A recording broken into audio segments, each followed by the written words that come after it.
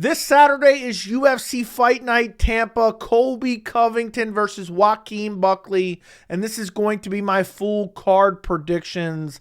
The last fight card of 2024, you have Joaquin Buckley now fighting a short notice opponent in Colby Covington after Ian Machado Gary decided to step up and fight Shavkat Rakhmonov at UFC 310.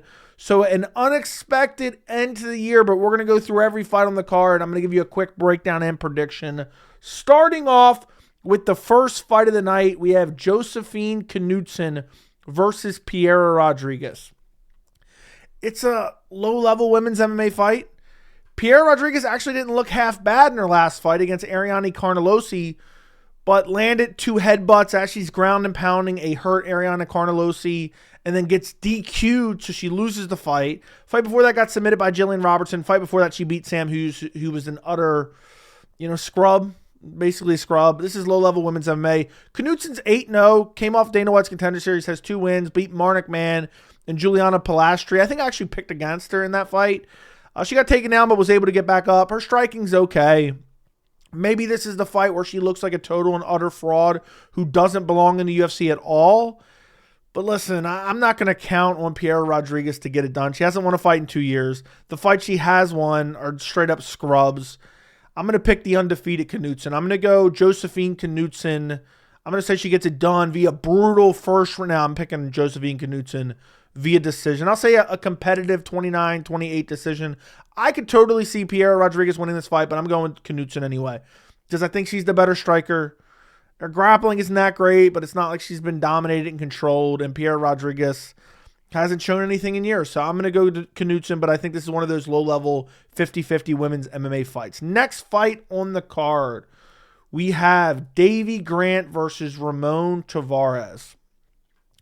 This is an interesting matchup because Taveras is coming off a win that a lot of people thought was a loss against Sergey City. It was a split decision win, super competitive fight, but most people thought he lost. But he's 30, I look at this matchup, I'm like, he's 30 years old. Davey Grant's 38 years old, almost 39 years old.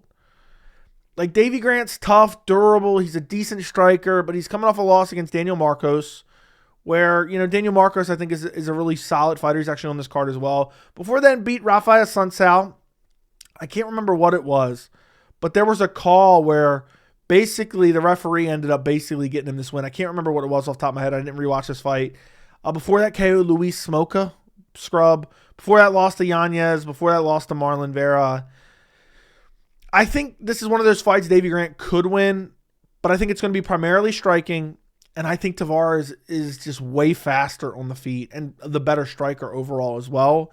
I don't trust Taveras to get it done. He doesn't have any great wins. Again, the City win arguably isn't even a win. Before that, he was on Dana White's Contender Series. Got a brutal KO there.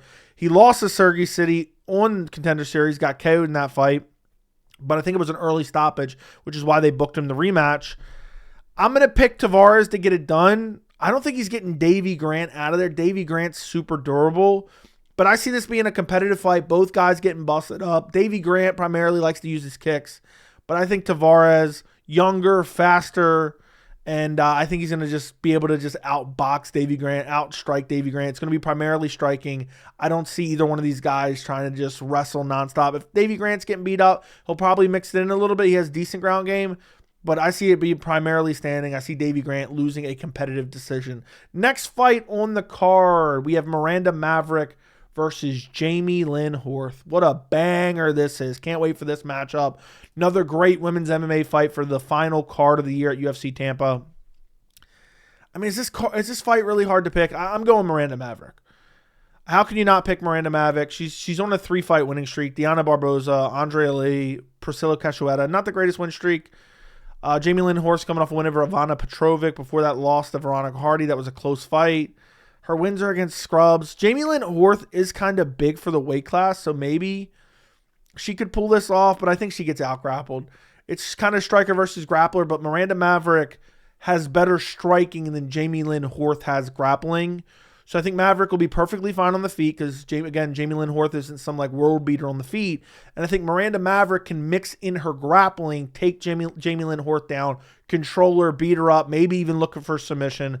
I could see that happening. I mean, She submitted Priscilla Cachoeira, who didn't have a ground game. I think Horth has probably a little bit better ground game than Cachoeira. But yeah, I'm going to pick Miranda Maverick to get it done via decision. Even if it's standing, I think Maverick's competitive on the ground. I think Maverick's way better, gets top control, gets ground and pound.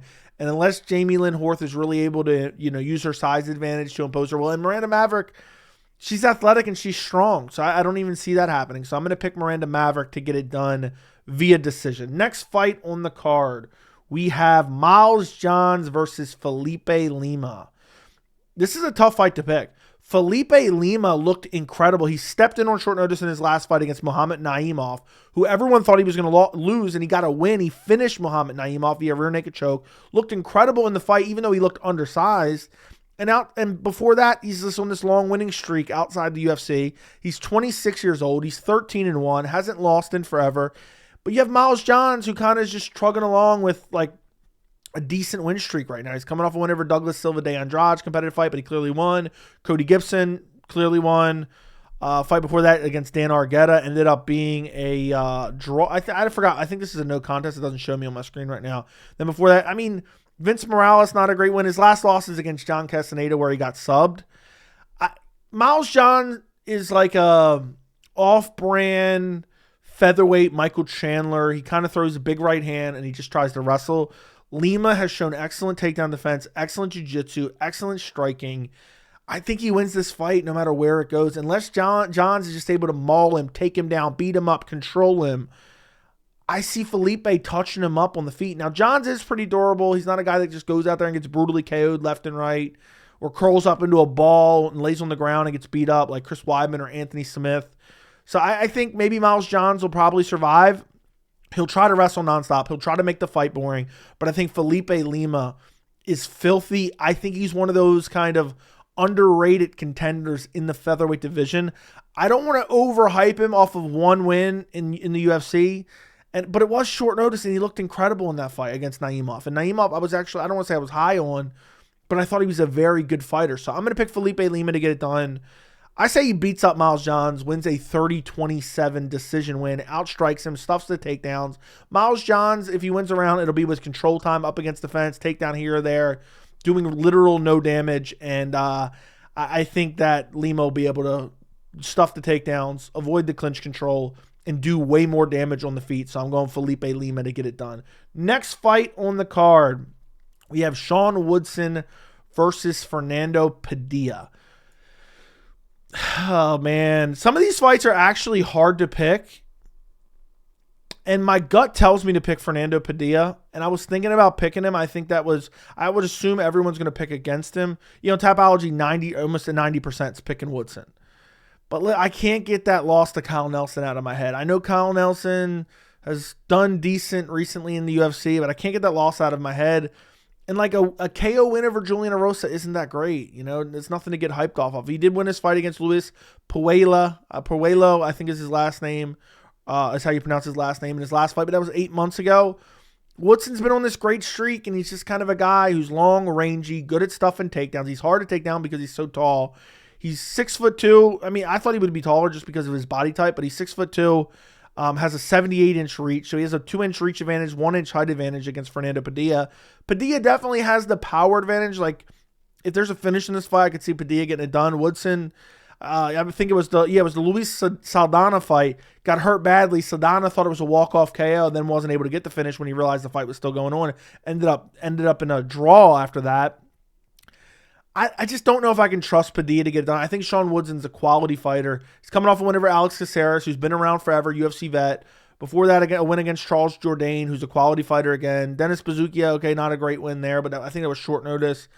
I think Padilla could get a KO, but I think Sean Woodson's probably just going to box him up and win a decision. And Padilla, if he mixes in the grappling, these long, lanky guys with the arm and legs to body ratio is just insane for Sean Woodson. He looks like Slender Man. I just think it's going to be hard for Padilla to implement any grappling. He's going to have to catch him with a big shot, but Sean Woodson is an elite striker. It's not like he's not top tier, but he has very, very good striking. He's not easy to hit. He moves well, good lateral movement. I'm going to pick Sean Woodson to get it done via decision.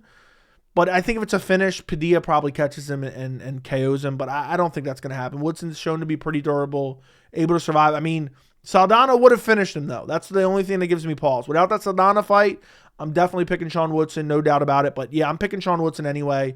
I'm picking him to win. I'll say a 29-28 decision. I think one round will be pretty competitive, and Padilla will probably get it. Next fight on the card, Yoel Alvarez versus Drakkar Klose.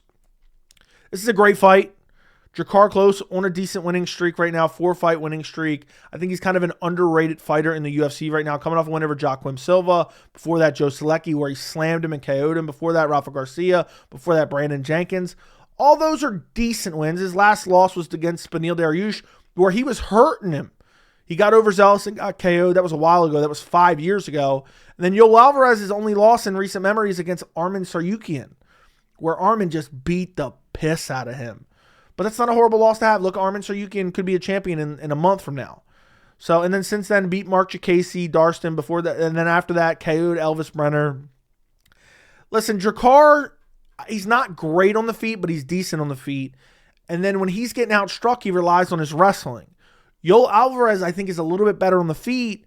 Plus, he's just rangier. I mean, he's at a 7-inch reach advantage. 77-inch reach to 70-inch reach. He's taller. He's 6'3", where Drakkar Klose is 5'9". I think I know exactly how this fight's gonna play out. Yoel Alvarez is going to be touching him up from range, hurting Drakkar Klose, touching him up on the feet. Drakkar Klose is going to shoot in with grappling, maybe shoot in on a double leg. He's going to have Tim Welsh saying, what the hell is that maneuver? And I think he's going to shoot right into a guillotine. Yoel Alvarez has amazing guillotines. And if it ends up on the ground, Yoel Alvarez has really good BJJ as well, and it is a submission threat. So I think Yoel Alvarez gets a sub. I'm going to pick him to win via first-round sub. I think he's going to have Drakkar Klose in trouble on the feet early. Drakkar Klose is going to try to implement the grappling, and he's going to shoot right into that guillotine choke from Yoel Alvarez. I mean, Yoel is just so long and rangy. And when you shoot in on him, I mean, he has plenty of guillotine wins over the years. Against Jackasey, similar thing happened. It was a Darce choke. So whether it's a Darce, whether it's an Anaconda, whether it's a guillotine, it will be some type of submission, I believe that Yoel Alvarez will get on Drakkar Klose after he shoots a takedown, after he's hurt on the feet, or getting touched up on the feet. Maybe he's not like brutally hurt, but he's getting touched up on the feet. I'm picking Yoel Alvarez. I'm going to say late first round guillotine after Drakkar Klose shoots a sloppy takedown. Next fight on the card, we have Michael Johnson versus Ottman Azaitar. I don't know who to pick in this fight. I still haven't decided on this pick. Look, Michael Johnson is 38 years old. Ottman Azaitar is, though, not far behind him, 35 years old. Azaitar's coming off a loss to Francisco Prado, KO'd. Matt Frevola, KO'd. Michael Johnson's coming off a win over Darius Flowers, but Darius Flowers isn't that good. Before that, lost to Diego Ferreira in a fight he was winning. I don't know, man. They're both primarily strikers. The fight's going to stay standing. I don't know. Michael Johnson is like Mr. Inconsistent over the years. He's been around forever. Can Ottman Azaitar catch him? Michael Johnson has pretty fast hands. And he's not a guy, I mean, he's been clipped and KO'd a few times, but it's not like it's always happening to him. You know, lost a very close fight to Jamie Malarkey not that long ago. I thought he won that fight. Beat Mark Jackasey, stuffed the takedowns there. Got KO'd by Diego Ferreira in the fight he was winning. He could arguably be on a 5-fight win streak. So I'm going to pick Michael Johnson to get it done.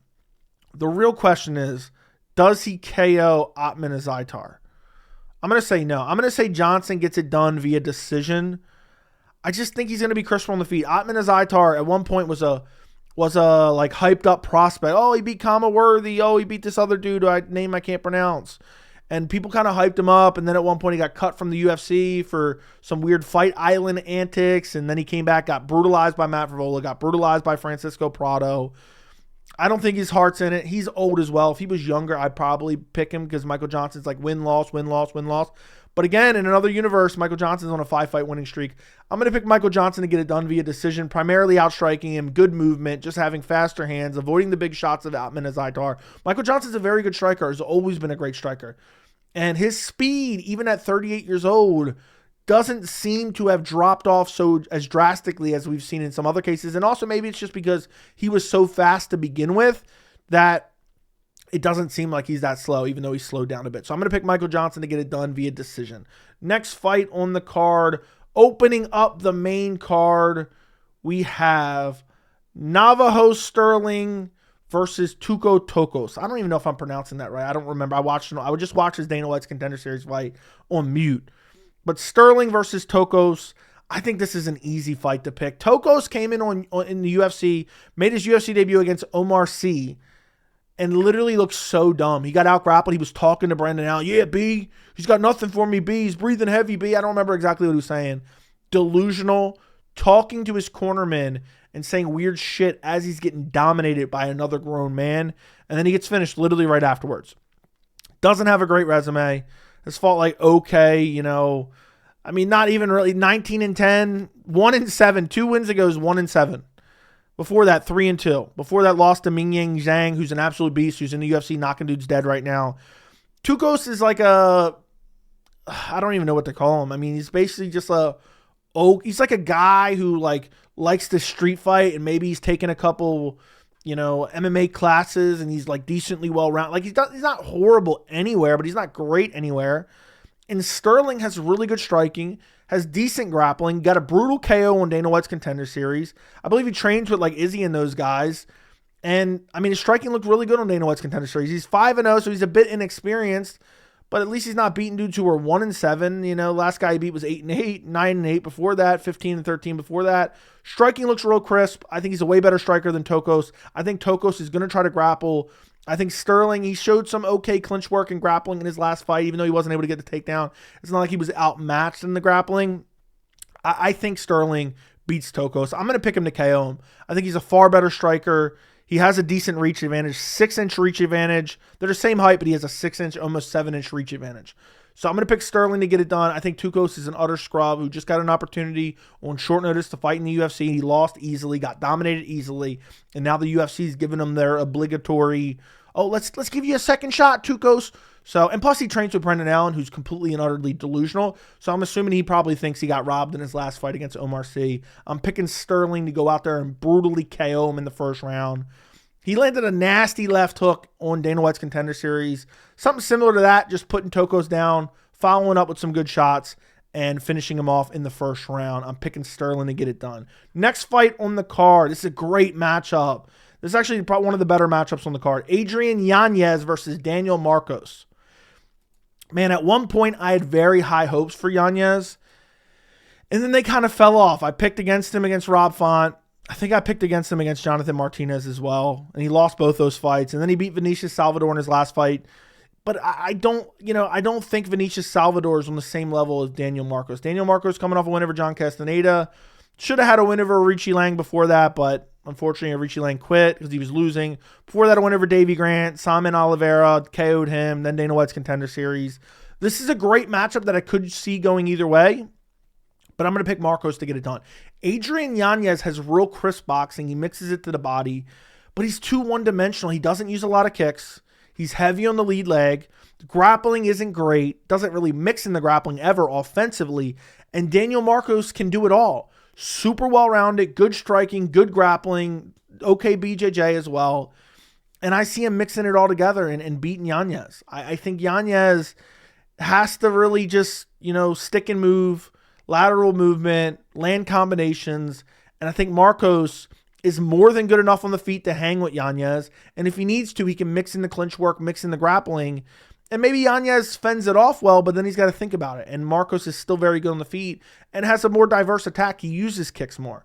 Where Yanez just primarily boxes, and he's heavy on that lead leg and eats leg kicks. We've seen him, his leg got chewed up by Jonathan Martinez. Rob Font brutally KO'd him in the first round. Now, he landed some good shots in that Rob Font fight, but it's like when Yanez has had an opportunity to propel himself into the top 10, he's gotten sent back, and he gets to win against Vinicius Salvador, but Vinicius Salvador isn't nowhere near as good as Daniel Marcos. So I'm going to pick Daniel Marcos to get this done. I think he's just a more well-rounded fighter. I think he'll mix in a little bit of the grappling. And Yanez is just too one-dimensional. I think if he was, if he threw in a lot more kicks and he worked on the offensive grappling a little bit, maybe. But I'm going to pick Daniel Marcos to get it done. I'm going to say decision. I think it's going to be a competitive fight. I think it'll be a fun fight. Yanez is always in fun fights. So I think it'll be competitive. I think it'll be fun. Could Yanez find a knockout? Maybe. But I'm going to pick Daniel Marcos to win via decision because he's not much of a finisher. Like, he's not a crazy finisher. Like John Castaneda, decision. He didn't get close to finding a finish against Richie Lang. Before that, split decision win against Davey Grant. He hasn't had a finish since Simon Oliveira. So it's been a bit. It's 2 years ago.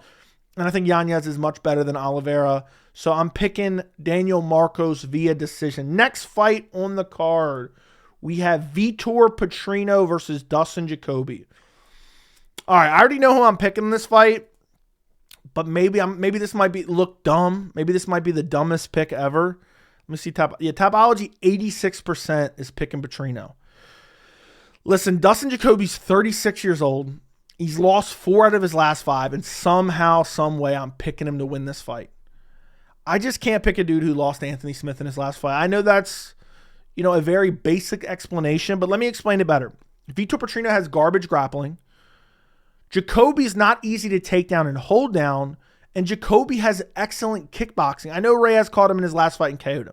Fair enough. Fight before that, he lost to Alonzo Menifeld in a close fight, competitive fight. Menifeld just had a power advantage. It's not like he wasn't competitive in that fight. Before that, beat Kennedy Nzechukwu, who's gone up to have success at heavyweight. Before that, lost to Azamat Mirzakhanov. Before that, lost to Khalil Roundtree. No shame in that. And he beat Khalil Roundtree, if we're being honest here. It was a close fight, but most people think Khalil Roundtree got a robbery there. Vitor Petrino, he can take you down and hold you down, but he doesn't really have any jiu-jitsu. He does have some. He did get the submission against Marcin Prachnio, but Prachnio has no BJJ. And in his last fight, he was winning on the feet, has no fight IQ, shoots in on a takedown, gets guillotined by Anthony Dead Body Smith. Anthony curl into a ball Smith and cry and don't even fight back, and you're just showing up for a paycheck. Could Vitor Petrino take down Dustin Jacoby and beat him up on the ground and control him there and have decent success on the feet? Sure, he could. He could. But I'm going to pick Dustin Jacoby to out-kickbox him. I think this could end up aging as an absolutely horrible pick. But just my initial thoughts when I seen this matchup, I'm like, I'm picking Dustin Jacoby. I know everyone's going to pick Vitor Petrino. But Petrino isn't like some God's gift to green earth when he's striking. The striking isn't that great. He's not particularly fast. He has decent power. He did knock out Modestas Bukauskas. He beat Tyson Pedro by decision. Tyson Pedro isn't good. So unless Dustin Jacoby's chin is completely shot after getting KO'd by Dominic Reyes, which was almost 6 months ago at this point, unless it's completely shot after that, I think Dustin Jacoby will cruise to a victory via decision. He circles, he lands his kickboxing, he uses his kickboxing, lands good strikes, circles some more, avoids the big shot. I think Petrino will try to grapple. We'll get some boring clinch exchanges. Dustin Jacoby's, he's not going to be outsized here, I don't think. So I'm going to pick him to be able to deal with him in the clinch, exit, and land better on the feet. And so I'm picking Dustin Jacoby to get it done via decision. I'm going to say 29-28 decision. If Petrino wins, it's basically going to be him laying in half guard, laying in full guard, getting some control time, landing some ground and pound, and not really advancing position because his jiu-jitsu really isn't that great. Even though Dustin Jacoby doesn't have great jiu-jitsu, I don't see Petrino just outclassing him on the ground. So I'm picking Dustin Jacoby to win via decision. Next fight on the card, we have Manel Kape versus Bruno Silva, the featured fight on the card. This is a great matchup. Have to go Manel Kape. There's no other explanation than Manel Kape gets it done. I know he lost to Muhammad Mokaev in his last fight, got outstruck by Muhammad Mokaev, which is crazy. UFC let him go even though he's number 1 contender. But listen, Bruno Silva, I picked him against Cody Durden. He was losing that fight, and he came back and won and got a crazy comeback KO. But before that, he's getting touched up by Cody Durden. I know part of that was the threat of the grappling, but Manel Kape is a significantly better striker than Cody Durden. So I think this will be a fun fight, but I see Manel Kape just landing the better shots. I think he's faster. I know Bruno Silva's pretty fast as well, but I think Manel Kape is just leaps and bounds better on the feet. Like Bruno Silva, okay, he beat Cody Durden. Before that, beat Tyson Nam. Before that, beat Victor Rodriguez. Before that, beat JP Bays. Okay, he's getting some finishes here, but at the same time, it's like, is he going to finish Manel Kape? When's the last time Manel Kape's been finished? I don't even know. It's not even up on my screen right now. He lost to Muhammad Mokaev, who was, has a decent amount of finishes, never got close to getting finished there. Beat Felipe Dos Santos, who I think is a similar style to Bruno Silva. Kind of one of these explosive, primarily strikers who are very fast, have good kicks as well. Before that, beat David Dvorak. Before that, beat Zaglas Zumagulov via KO. KO'd Ode Osborne. I could see Kape maybe returning to old form and finding a KO, because if Cody Durden is finding the chin of Bruno Silva, I'm sure Manel Kape is. And Manel Kape's not easily hittable as well. Like, he's super defensively responsible. So I just don't see Bruno Silva finding some highlight reel KO like he did against Cody Durden coming from behind. I'm going to pick Manel Kape to get it done. And also, it's like, what is Bruno Silva going to out-grapple him? No, Manel Kape has good takedown defense. And it's at flyweight. I know Manel Kape has shown power at flyweight, but he hasn't KO'd anybody in a while. That's why I'm not going to pick him to KO him. But I'm just going to pick Manel Kape to decision. I think it's going to be a 30-27 decision. I think it's going to be him touching him up on the feet, busting him up. I think Bruno Silva will be bleeding. I think Bruno Silva will be marching forward. Maybe he walks into a big shot and gets KO'd, but I'm going to say he survives, and I say he makes it to the final bell. I think Manel Kape just way better on the feet. Younger as well, 31 years old versus 34, almost 35. Has a reach advantage as well, 2-inch reach advantage for Manel Kape. Manel Kape's only 5'5". That's crazy. And I guess it's flyweight. And Bruno Silva's 5'4". So reach and height advantage and youth advantage for Manel Kape. Plus, I think he's the way better striker. Plus, he has great takedown defense. I'm picking Manel Kape to get it done via decision. I'm going to say 30-27 decision. Next fight on the card, the co-main event. We have Cub Swanson versus Billy Q. Honestly, this is a toss-up fight. Billy Q is like dog shit, but somehow good at the same time, but not really that good. And he's like winning and losing and winning and losing. And Cub Swanson's doing the same. Billy Q lost to Yusuf Zalal in his last fight, which, has aged quite well, to be quite honest. Yusuf Zalal has looked very, very good and won since then. Beat Damon Jackson, who retired. Lost to Edson Barboza. Was looking good against Edson Barboza before he got flying kneed. Before that, beat Alexander Hernandez, which is probably one of his better wins. And then before that, had a war with Shane Burgos. Where Cub Swanson, he lost to Andre Fili, split decision, close fight. Beat Hakeem Dawodu, which was a very, very close fight. Lost to Jonathan Martinez, got leg kicked to hell. No shame in that. Before that, lost to Darren Elkins, or beat Darren Elkins, KO'd Darren Elkins, which is a good win. And before that, lost to Giga Chikadze. So Cub has fought the better opposition, in my opinion. Look, I hesitate to pick Cub at 41 years old. I think Billy Q is going to try to grapple, but Cub over the years has shown decent defensive grappling, and it's only been a few guys who have really been able to expose the grappling in his game. And basically what it comes down to is, can Billy Q expose the grappling? I don't think he can. Maybe he gets Cub down a little bit. I think Cub will be able to work his way back to his feet. Cub still has decent cardio. He's always had good cardio. Just because he's getting older, it's not like his cardio has gone.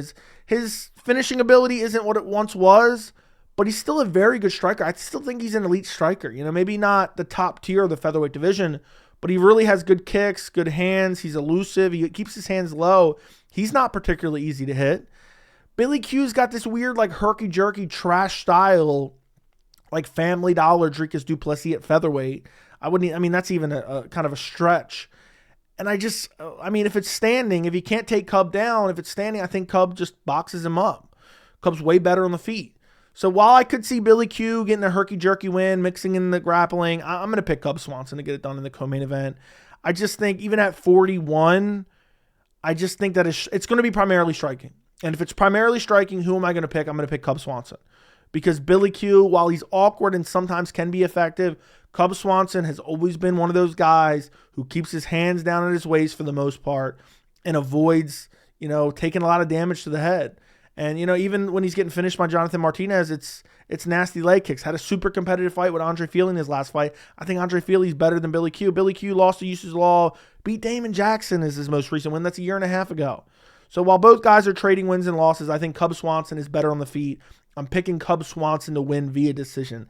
Last fight on the card, the main event. We have Colby Covington versus Joaquin Buckley, and for some reason it won't let me click on it. For whatever reason. The UFC website is broken. I'm showing you the UFC website right here. Listen, Colby Covington versus Joaquin Buckley. I feel like most people are going to pick Joaquin Buckley. Let me look at that. Yeah, 76% are picking Joaquin Buckley on Tapology. I think there's a case to be made for Colby Covington getting this win. Colby, he lost to Leon Edwards. He absolutely shit the bed, looked horrible in that fight, but that's Leon Edwards. Fight before that, beat Jorge Masvidal. That was 3 years ago. Fight before that, had a close fight with Kamaru Usman. Fight before that, had a shit fight against Tyron Woodley, who was washed up and got a rib injury, TKO. Before that was another fight with Kamaru Usman where he got TKO'd in the 5th round. We have Joaquin Buckley on this surging winning streak, coming off a KO against Wonderboy Thompson, who Kobe heard Wonderboy was talking bad about him. Before that, a close fight with Norsalt and Rusaboyev. Before that, beat the dead body of Vicente Luque. Before that, Alex Morono. Before that, Andre Fialho KO, who was a dead body as well. Listen, Buckley, I remember seeing him come in on short notice to fight Kevin Holland in the middleweight division. And I thought he was really good. Even though he got finished, I said Buckley has a bright future. I remember thinking that. It was back in 2020. I'm pretty sure it was during the pandemic in the Apex. But listen, he still hasn't fought elite level opposition. I mean, his best opponent is probably Nasruddin Imavov at middleweight. And he had a good 3rd round against Nasruddin. But outside of that, I mean, Wonderboy's kind of washed up. And he was even losing 2 rounds to Wonderboy before he got the KO. Then I already went through all the other opponents. And he doesn't really have that staple win where Kobe, you know, hasn't been fighting, and when he has fought, he's fought decent opposition. But also, we haven't really seen Buckley fight an elite level offensive grappler. Like he fought Logan Storley way back in the day and got out grappled by him. You know, I think we've seen Imavov take him down a few times. I'm losing his name right now off the top of my head, and of course, it's not on my screen right now. But he had decent takedown defense against the Russian guy off Dana White's Contender Series. I can picture his face right now, but I can't remember his name. And, you know, Buckley is younger. He's 30 years old. Colby's 36. I could see a scenario where Colby goes out there and out-grapples Buckley. But Colby really relies on his pace to wear the guys down. It's like Colby's takedowns aren't amazing by any means. He kind of relies on wearing dudes down and then dragging them to the ground. You know, especially when they're more tired than he is. You know, Jorge was even able to put up a valiant effort in their fight. I mean, that's a bit of an exaggeration, but you get my point. And you have to choose the younger fighter in this fight. And Colby's coming in on short notice. He's been out for over a year. You know, I do worry because Buckley was training for Ian Machado Gary, and now he's fighting Covington, which is a vastly different stylistic matchup. Colby Covington ran from Ian Machado Gary like his life depended on it. They asked him to fight Gary multiple times. He said, sorry, I'm just shitting my britches like they're going out of style. But yeah, I could see Colby maybe going out there, vintage Colby, out-grappling Buckley. But I think Colby truly is trying to transcend into online, right-wing, talking head grifter. That's what he wants. That's what he's focused on. He loses to Leon Edwards, gets dominated, only wins the 5th round, and makes nothing but excuses. And to be honest, vintage Colby would have absolutely dominated Leon Edwards. Let's be very clear. Vintage Colby, I think, would have dominated even that Leon Edwards. But Colby shit the bed. He made an excuse. He said he broke his foot. I don't believe that for 1 second. I think that was just an excuse. He blamed the judges. He even said it was a robbery. He said, oh, they don't like me because I like Trump. I don't know if this guy's truly delusional or what. And then also he didn't want to fight this year. He wanted to sit out. He said, I've been campaigning for the Prez. You know, I've been on the campaign trail like anybody's casting a vote based on what Colby Covington thinks. And also, I just honestly think Colby's dumb. I don't think he has a good fight IQ. He just goes out there, tries to wear guys down, and then when they eventually fold, he out-grapples them. He's not a great finisher. Buckley has finishing ability. His defensive grappling has shown to be decent against lesser grapplers than Colby. And I just think he's going to go out there. And Buckley doesn't wear down. I mean, 3rd round, he's beating Nasruddin Imavov at middleweight because Buckley's known for his cardio. He gets the 3rd round KO against Wonderboy Thompson. So I think Colby's going to try to grapple. He's going to try to clinch up. Buckley's strong, especially at welterweight. You know, he came down from middleweight. I think he's going to be able to deal with the grappling of Colby. Maybe Colby wasn't fully prepared coming in this fight. He is taking it on short notice. He's not going to have the same cardio to press the pace as much as he wanted to or wants to in this fight. He's going to have a built-in excuse that he took it on short notice. And I think Buckley probably KOs him. So I'm going to pick Joaquin Buckley. I'm going to say 3rd round KO. I'm going to say basically Colby's grappling gets worse and worse. Like maybe 1st round, maybe he gets a takedown, Buckley works back to his feet, and then slowly Colby's desire to win, you just see it wilt. You just see it fade away. And then Buckley's just marching him down, landing body shots, ripping upstairs, Colby shelling up against the fence. And I just see as the fight goes on and Buckley's not starting to wilt, I think Colby will start to wilt. And I just think Buckley's striking is substantially better than Colby. Colby's always had dog shit striking. Always had dog shit striking. So I think Buckley's the way better striker. I'm not looking forward to seeing that spinning back kick KO against, not North Sultan, against Impa Kasangane. I'm not looking forward to seeing that overplayed highlight. But yeah, I think Buckley, if he can fend off the takedowns, he's going to be able to outstrike Colby. And also, Colby doesn't have any power on the feet. Like, Colby's no threat on the feet at all. Like it's just a fact. Colby's not one-punch KOing anybody. So Buckley can march forward and not worried about any power coming back. So if he's stuffing the takedowns, he's confident in his takedown ability or his takedown defense ability, then he's going to be good to go. So as the fight goes on, I see Colby, not being the Colby we saw 4 or 5 years ago. Buckley's not 40 years old on a losing streak. And I see Buckley KOing Colby Covington. I'm picking Joaquin Buckley, 3rd round KO. And that's the last card of the year, UFC Tampa. That's crazy. I don't know where the time went. 2025 for the UFC ends this Saturday. I'll be live streaming the event if you care to join me. Make sure to subscribe to the channel, turn on notifications, and let me know. I'm genuinely curious. Who are you picking in this main event? Do you think Colby has a chance? Because I think a lot of people are going to write him off, but I genuinely would not be shocked if he goes out there and wins. Like, I wouldn't be expecting it. Obviously, I'm picking Buckley. But if he goes in there and just out-grapples Buckley, I could see him winning 3 rounds, holding Buckley down, controlling him a bit. I just don't think that's very likely, especially considering he's almost 37 years old, short notice, hasn't looked like himself, looked like absolute dog shit in his last fight. But yeah, if he wins, he's going to probably call for an undeserved title shot. But luckily, I don't think he's going to beat Joaquin Buckley. Joaquin Buckley, 3rd round KO. Like the video, subscribe to the channel, and I'll see you in the next video.